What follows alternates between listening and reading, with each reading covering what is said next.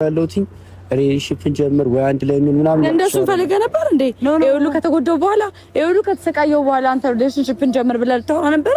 ማየት አፍ አለ፣ ምን አይነት አንደበት አለ፣ ምን አይነት ኢነርጂ ያለ አንተ ይሄን ነገር የመናገር።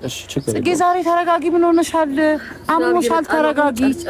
ምንድነው በቀጠቀጠ ዝናቡ? ዋናው ነገር ነው የሚፈልገው ላይ አንቺ ደህና ልትሆኚ ነው። ገባሽ አይደል? ደህና ነኝ እኔ። ደህና ተሳስቆ ወሬ በክፋት አይደለም እኮ በቃ አሁን እሱ ሲያወራ እንተዋወቃለን።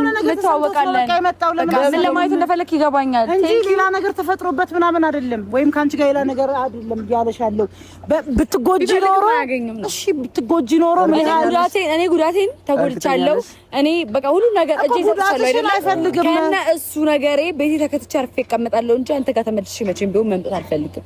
አንተ ማለት የጎዳኸኝ ሰው የቀበርከኝ ሰው ነው። ገብቶሃል አይደል? አንቺ አዲስ ነሽ እኔ ጤነኛ አድርገሽ ነው አይደል? አንተ ሌላ ሴት ማለት ማድረግ ማለት ትልሽ ነገር ነው እንዴ? እኔ እንዳልኖርኩ ነው